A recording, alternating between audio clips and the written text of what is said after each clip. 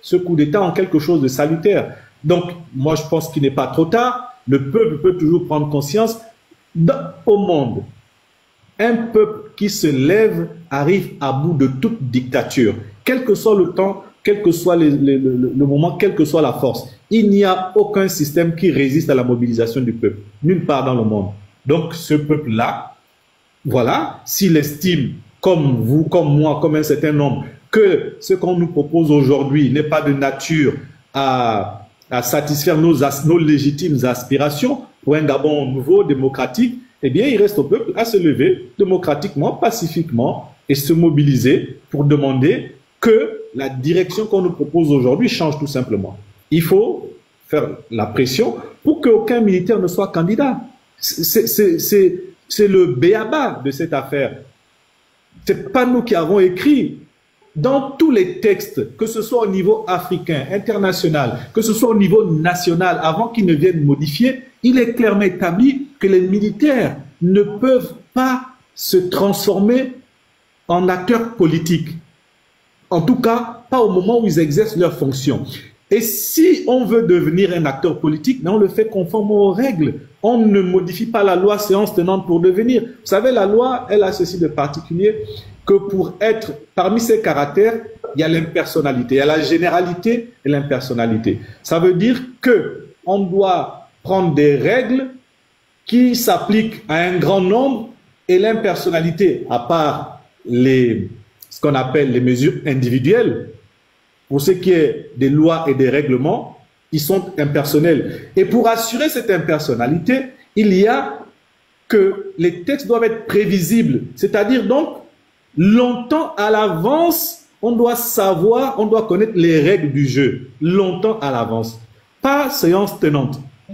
Et là, vous avez vu ce qui s'est passé. On a modifié les règles séance tenante pour servir un seul individu. Vous voyez? Et donc, à ce moment-là, il n'y a pas de démocratie, il n'y a pas de liberté. Et ça, c'est au peuple de comprendre que ce n'est pas dans son intérêt et donc de revendiquer que les militaires, si un militaire veut être candidat, c'est son droit le plus absolu, il respecte la règle. Eh bien, pendant la transition, s'il fait partie de ceux qui ont perpétré le coup d'État, il ne peut pas être candidat. Il ne peut être candidat à aucune élection. Ce n'est pas nous qui le disons. S'il veut être candidat, il attend que le processus de transition aille à son terme, que les élections soient organisées pour mettre fin à cette transition, et ensuite, il dépose ses vêtements de militaire, il rentre sur le terrain politique et il conquiert le pouvoir politique. C'est son droit le plus absolu. Mais voilà le schéma. Mais le schéma qui consiste à avoir la tenue, organiser le processus électoral taillé sur mesure, et après dire que j'ai enlevé le vêtement pour être candidat, c'est un processus qui est biaisé et il n'y a aucune garantie de démocratie dans un tel système. C'est aussi ça. Excuse-moi d'insister, mais la réponse de M. Yubogué ouvre un parterre de questions. Et monsieur Ali Akbar Nanga, vraiment désolé d'insister, mais j'ai envie de vous poser la question. La première charte de la transition avec laquelle monsieur Oligui a prêté serment dit que les membres du gouvernement de la transition ne sont pas éligibles aux prochaines élections libres, transparentes et crédibles qui seront organisées à la fin de cette transition. Oui. Aujourd'hui, comment la Cour constitutionnelle de notre pays ne tient pas compte et valide sa candidature? Vous qui êtes juriste. Je ne sais pas, qui m'avait posé la question sur la Cour constitutionnelle? C'était pas vous? Non, c'était M. Mwanga. Ah, d'accord. Donc, c'est ce que je disais. Quand la question m'avait été posée sur la Cour constitutionnelle, j'avais demandé si on me demandait si la question était de faire le parallèle. Elle avait un sens. Et là, pour dire, il se passe là, avec cette Cour constitutionnelle, ce qui a été reproché hier. Vous voyez? Donc, en quoi ça a changé? Qui est présent à la Cour constitutionnelle? L'oncle de M. Oligui. Et alors? Donc, qu'est-ce qui a changé? Hier, on a dit que le président de la Cour constitutionnelle, c'était la mère des enfants du chef d'État Omar Bongo, et donc, par alliance, la mère du président Ali Bongo. Ok? Je pense que le lien entre l'ancienne présidente et Ali Bongo est même plus lâche que celui entre l'actuel président et de la Cour constitutionnelle et le président de la transition. Vous voyez? Et à ce moment-là, quelle indépendance voulez-vous qu'il y ait? Vous pensez que l'actuel président, il peut refuser la candidature, mais ce que vous venez de dire, l'idée est dans cette disposition. Il s'agit de l'article 44, je crois, la charte. Mais vous voyez que l'interdiction n'est formulée que pour les autres, sauf pour soi-même.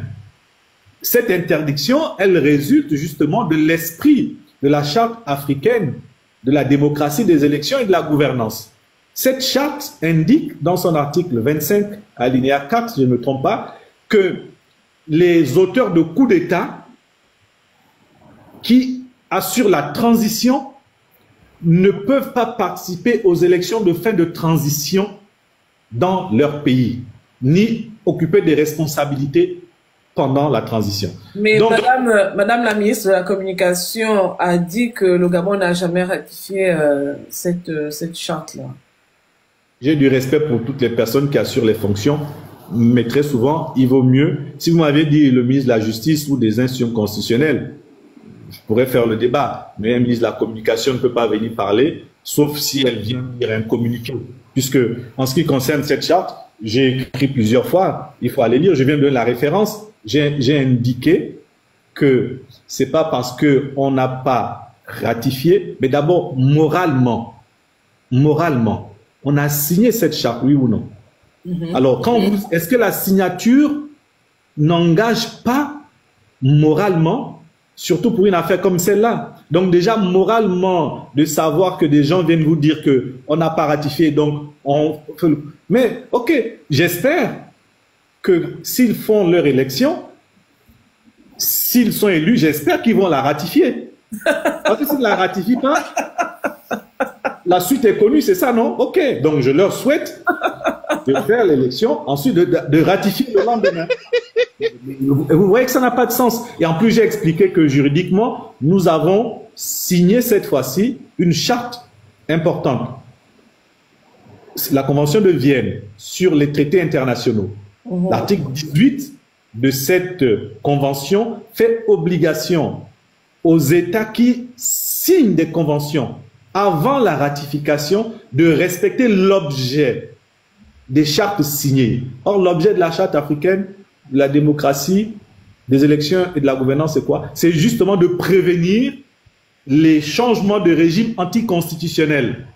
Donc, à partir du moment où on a signé cette charte et qu'on a ratifié la Convention de Vienne, eh bien, la disposition s'applique à nous. Ça, c'est juridiquement. Mais même politiquement, l'Union africaine est fondée pour garder la stabilité dans les États africains, est fondée à dire que les dispositions de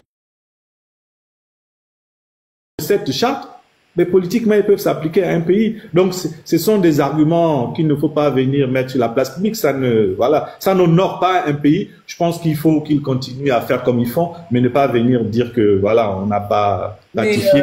L'argument n'est pas suffisant. Mais monsieur, j'ai envie de dire, excuse-moi, j'ai envie de dire que même sur le principe de la parole donnée, en réalité, monsieur Oligui ne peut pas se présenter à cette élection présidentielle parce qu'il a dit qu'il est venu et qu'à la fin du processus de la période de transition, qu'il allait organiser des élections libres et transparentes et qu'il allait remettre le pouvoir aux civils. Il avait dit au départ que c'était pas son intention que de rester là. Donc sur le principe seulement de la parole donnée. Et ensuite, si on va dans la charte, vous êtes juriste, vous nous direz, dans la charte, il est clairement dit que ceux qui ont pris part, ceux qui ont été au gouvernement de cette transition-là ne peuvent pas prétendre à cette élection présidentielle. Monsieur Oligui a été ministre de l'Intérieur, ministre de la Défense. À partir de ce moment, en principe, il ne peut pas se présenter à cette élection. Vous savez, le sport favori de cette transition, c'est la violation de la loi. C'est le sport favori. Donc, tout ce que nous disons qui relève de la loi, pour eux, l'application de la loi, c'est quelque chose de tout à fait secondaire. Ils font peu cas. Ce que vous dites, c'est exactement ça. Le président de la transition, la preuve, pourquoi très rapidement, il a laissé ses fonctions parce qu'ils se sont rendus compte que, effectivement, il venait de commettre un impair. Parce qu'en effet, il a été ministre de la Défense et ministre de l'Intérieur. Et sur ce fait-là, l'article 44 alinéa 10 de sa charte lui est bien applicable. Et sa candidature ne peut pas être retenue sur ce fait seulement. Mais vous voyez bien que le ministère de l'Intérieur a retenu. Vous voyez bien que même si vous allez aujourd'hui à la Cour constitutionnelle, ben, personne ne va écarter cette candidature. Donc cette candidature, elle viole la propre charte de la transition, clairement. Mais en plus, vous parlez de la parole, princesse, mais vous n'avez pas suivi le 13, je crois que c'était le 13, le président de la transition a fait une déclaration disant que, en fait, des propos qui sont une insulte pour l'intelligence collective. Qu'il avait dit qu'on rendrait le pouvoir aux civils, il n'avait pas dit qu'il ne sera pas candidat. Vous voyez? Donc, moi, j'aurais préféré quand même qu'on n'arrive pas à ce stade de manque d'honneur, parce que le jeu de mots auquel on veut nous amener, franchement, c'est ridicule. Ça frise le ridicule. Voilà, et ça veut dire que on pense que bon, les Gabonais qui m'écoutent, ben, ce sont des naïfs, voilà, pour ne pas dire un mot qui serait beaucoup plus fort, et qu'ils comprendront, ils comprennent rien à ce que je fais, à ce que je dis. Bon. Donc, vous voyez, je ne veux, c'est pourquoi je ne veux pas parler de cette affaire d'honneur, hein, de la parole d'honneur, puisque lui-même s'est déjà expliqué en disant que, voilà, nous sommes tous naïfs et que, voilà, on n'avait pas compris ce qu'il avait dit.